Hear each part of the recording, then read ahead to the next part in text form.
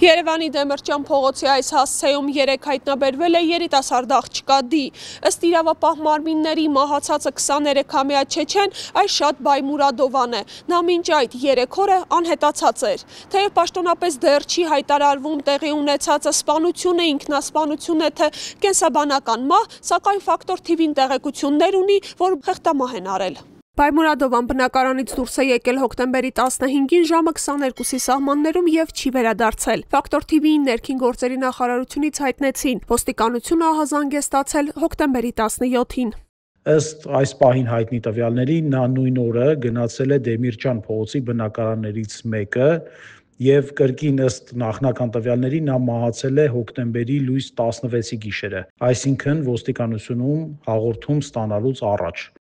Սարգսյանի փոխանցման ոստիկանության ծառայողները հաղորդումը ստանալուն պես սկսել են որոնողական աշխատանք, պաշտոնական էջերով տարածելով հայտարարություն նրա կորելու վերաբերյալ։ Մեր տեսախցիկն արձանագրեց ուշագրավ մի փաստ։ Աղջկա կորելու մասին թռուցիկներ էին փակցված նաև D-ն գտնվելու տարածքում, Դեմիրճյան փողոցում, թեև Բայմուրադովան ամիսներ շարունակ ապրել է այլ հասցեում։ Թեև Բայմուրադովայի D-ն հայտնաբերվել է Դեմիրճյան փողոցում, սակայն հայտնի է, որ երիտասարդ աղջիկը մի քանի ամիս ապրել է Ազատության պողոտայի այս շենքերից մեկում։ Ինչպես հայտնում են ռուս իրավապաշտպանները եւ Բայմուրադովայի ընկերները, նա ընտանեկան բռնության պատճառով է Չեչնիայից փախել եւ ապաստանել Երևանում։ Թե ինչու էր աղջիկն իր վարձակալած բնակարանից երեկոյան 10-ի սահմաններում դուրս եկել եւ գնացել Դեմիրճյան փողոցի շենքերից մեկը, ում հետ է հանդիպել, այս պահին դեռևս որևէ պաշտոնական տեղեկություն հայտնի չէ։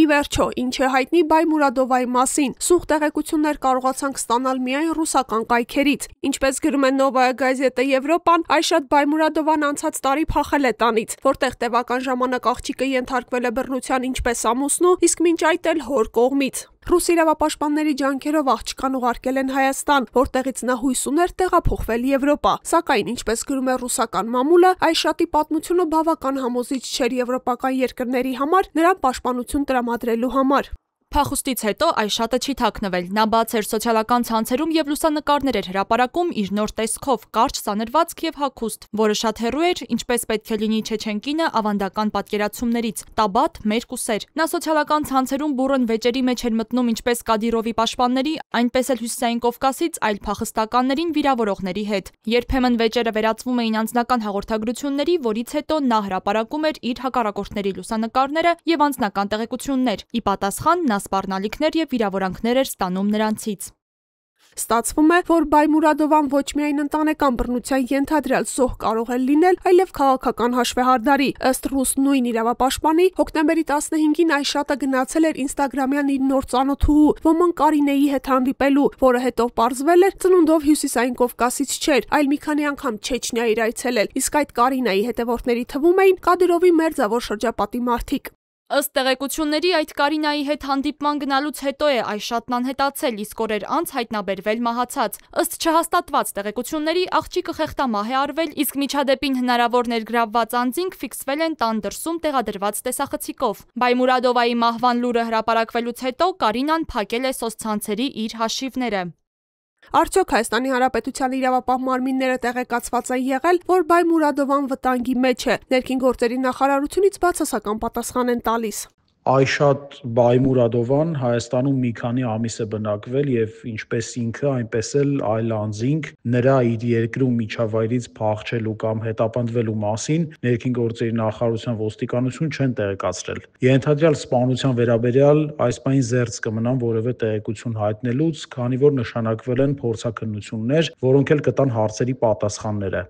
Ընտանեկան բռնության ենթարկված անձանց իրավունքների պաշտպանությամբ զբաղվող կազմակերպությունները եւս տեղեկացված չեն եղել երիտասարդ աղջկա Հայաստանի Հանրապետություն գալու եւ պաշտպանության տակ վերցնելու մասին։ Ինձ հայտնի չեն տվյալներ, որ նա բարձրաձայնել է այդ խնդրի մասին եւ ընդհանրապես մենք որպես իրավապաշտպաններ ունեցել ենք այսպիսի դեպքեր, երբ հատկապես կովկասյան երկրներից, հենց Չեչնիա, Դաղստան, այդ երկրներից եկել են եւ Հայաստանում փորձել են ապաստան գտնել։ Իրավապաշտպանը մի քանի դեպք մատնանշելով շեշտում է, ինչպես իրենց, այնպես էլ պատկան մարմինների կողմից համակցված աշխատանք է կատարվել, որն էլ չեզոքացրել է նրանց նկատմամբ առկա վտանգը։ Այդ աշխատանքը բավական բարդ է եղել կատարել, որովհետև շատ լավ գիտենք, որ նրանց հեշտ է հայտնաբերելը, կանայք հիմնականում փակ տիպի ապաստարանում են մնացել, սերտ աշխատանք է կատարվել միգրացիայի ծառայության, ինչպես նաև ՄԱԿ-ի փախստականների գրասենյակի հետ, որպեսզի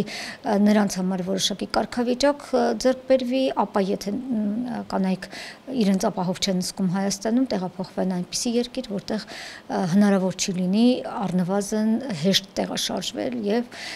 վնասել նրանց։ Ֆակտոր TV-ն այսօր տևական ժամանակ շրջել է նաև Բայմուրադովայի վարձակալած բնակարանի հարակից տարածքում, հարց ու փորձ արել շենքի բնակիչներին, սակայն գրեթե ոչ ոք նրան չէր ճանաչում։ Թե ինչու է ուժամին հեռացել բնակարանից հարցի պատասխանը գուցե տա քննությունը։ Քննչական կոմիտեից Ֆակտոր TV-ին փոխանցեցին, որ սպանության հատկանիշներով քրեական վարույթ է նախաձեռնվել, սակայն այս պահին որևէ անձ դեռևս մեղադրյալի աթոռին չէ։